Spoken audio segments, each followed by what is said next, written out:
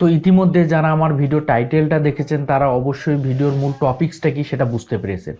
এবং ভিডিওর মূল টপিক্সটা নিয়ে আলোচনা করার আগে প্রচলিত একটা কথা দিয়ে শুরু করতে চাই। ছেলেরা ভুল করলে মেনে নেওয়া যায়, কিন্তু বাবারা ভুল করলে মেনে নেওয়া যায় না, কারণ বাবারা একটা পরিবারকে রিপ্রেজেন্ট করে। তো সব দিক থেকে যখন মুস্তাফিজ বাংলাদেশের হয়ে আইপিএলে বাংলাদেশকে রিপ্রেজেন্ট করতেছে, সেই মুস্তাফিজকে যখন আইপিএল থেকে রিলিজ দেওয়া হয়, তখন কিন্তু এটা কিন্তু বাংলাদেশের উপর বড় একটা প্রভাব পড়ে। পুরো ভারতের যত ক্রিকেট সংশ্লিষ্ট প্রতিষ্ঠান আছে সব কিছুর মাথা বিসিসিআই। একটা উগ্র সমর্থককে সমর্থন দিতে গিয়ে যখন আপনি অন্যায়ের খাতায় সামিল হবেন, সেই সামিলটাই কিন্তু হলেন না, শুধু কঠোরভাবে হলেন বিসিসিআই। এবং যখন মুস্তাফিজকে কলকাতা নাইট রাইডার্স কিনি এবং দিল্লিকে টপকে, তখন কিন্তু মুস্তাফিজকে তারা সেই প্রতিভা, তারা সেই সেরাটা, তার মুস্তাফিজের যে ক্যাপাবিলিটি সব বিবেচনা করেই কিন্তু তারা তাদের দলে ভিড়িয়েছে। এবং ধর্মকে টেনে নিয়ে এসে সাম্প্রদায়িক দাঙ্গা তৈরি করার যে প্ল্যান, ন্যাক্কারজনক ঘটনার উৎপত্তি করা, এবং এটা কিন্তু আসলে ক্রিকেটের সাথে যায় না। একটা সময় আমরা যারা যখন ক্রিকেটটা বুঝতাম 2003, 4, 5 সালের দিকে, আমি যখন ক্রিকেটটা বুঝতাম তখন এশিয়া মহাদেশ, আফ্রিকা মহাদেশ খেলা হতো। তখন এশিয়া মহাদেশে কিন্তু ধরতে গেলে শ্রীলঙ্কা, পাকিস্তান, বাংলাদেশ, ভারত, এই 4টা দেশ থেকে সবচেয়ে বেস্ট খেলোয়াড়গুলোকে উঠিয়ে নিয়ে এসে বেস্ট 11টা সাজানো হতো। সেটাই কিন্তু এই এশিয়া মহাদেশটাকে রিপ্রেজেন্ট করতো। খেলা হতো আফ্রিকা মহাদেশের সাথে, সেখানে আশরাফুল, মাশরাফিরা কিন্তু রিপ্রেজেন্ট করেছে বাংলাদেশকে। ভারতীয় খেলোয়াড়রা রিপ্রেজেন্ট করেছে, শ্রীলঙ্কান মাহেলা সাঙ্গাকারারা রিপ্রেজেন্ট করেছে, পাকিস্তানের শোয়েব আখতাররা রিপ্রেজেন্ট করেছে। কিন্তু সেই যে ক্রিকেটীয় ভদ্রলোকের খেলা, সেই যে রাজকীয় খেলা, সেটা কেমন জানি এখন একটা দেশের আইসিসি, একটা দেশের ক্ষমতার বলে, একটা দেশের ক্রিকেটীয় সংস্থার সর্বোচ্চ উচ্চ পর্যায়ের সংস্থার কবজায় যেন বন্দি আইসিসি। ক্রিকেটটাকে নোংরা রাজনীতিতে নিয়ে গেছে, ক্রিকেটটাকে একদম বলতে গেলে নিম্নতম অবস্থায় নিয়ে গেছে। তো বিশ্বে যত ফ্র্যাঞ্চাইজি লিগ হয় তার মধ্যে কিন্তু অন্যতম কিন্তু ফ্র্যাঞ্চাইজি লিগ আইপিএল। সে আইপিএলে আইসিসির একটা বড় ধরনের নজর আছে, এবং আইপিএল থেকে অনেক প্রতিভাবান ভারতীয় ক্রিকেটার কিন্তু উঠে আসে।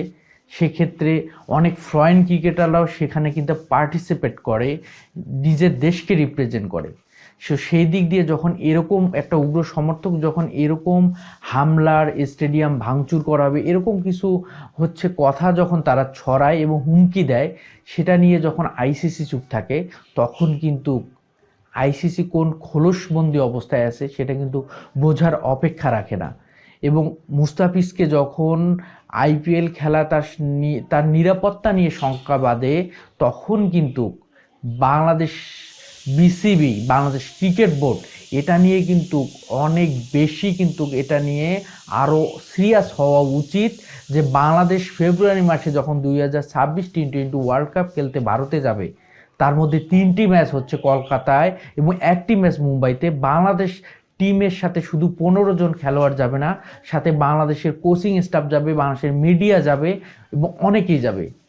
তাদের নিরাপত্তা কে দিবে? আইসিসি কি সেই নিরাপত্তা নিশ্চিত করতে পারবে? যেখানে একজন মুস্তাফিজের নিরাপত্তা নিশ্চিত করতে পারে না ভারতীয় ক্রিকেট বোর্ড, এবং তাদের একটা উগ্র সমর্থক গোষ্ঠীর কথায় যখন একটা ক্রিকেট বোর্ড নাচতে শুরু করে, আইসিসি নাচতে শুরু করে, তখন কিন্তু ভারতে ক্রিকেট খেলা এবং যে কোনো ক্রিকেট শুধু না, স্পোর্টসের দিক থেকে যে কোনো দল পাঠানোর ক্ষেত্রে শুধু বাংলাদেশ না, প্রত্যেকটি দেশকে আরেকবার ভালোভাবে ভেবে দেখা উচিত। এবং বিসিসিআইয়ের এমন সিদ্ধান্তকে আসলে আরও বেশি সমালোচনা করা উচিত, তার সিদ্ধান্তের বিপক্ষে দাঁড় হওয়া উচিত। এরকম সিদ্ধান্ত আসলে মেনে নেওয়া যায় না। ক্রিকেট আসলেই ভদ্রলোকের খেলা, কিন্তু যদি ভারতীয় ক্রিকেট সংস্থা যদি এরকম ক্রিকেটটাকে অভদ্রলোকের খেলায় পরিণত করে ধর্মকে টেনে নিয়ে এসে নোংরা রাজনীতি শুরু করে ক্রিকেট নিয়ে, স্পোর্টস নিয়ে, সেটা কিন্তু মেনে নেওয়া যায় না। সেটা নিয়ে আমাদের প্রতিবাদ কিন্তু চলতেই থাকবে।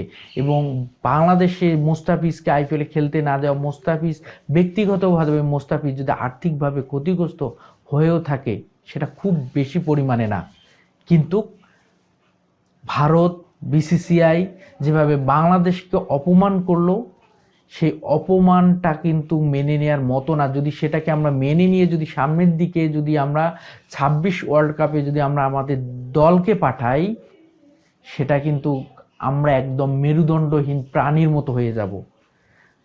এক্ষেত্রে বিসিবির সব দিক ক্লিয়ার করা উচিত।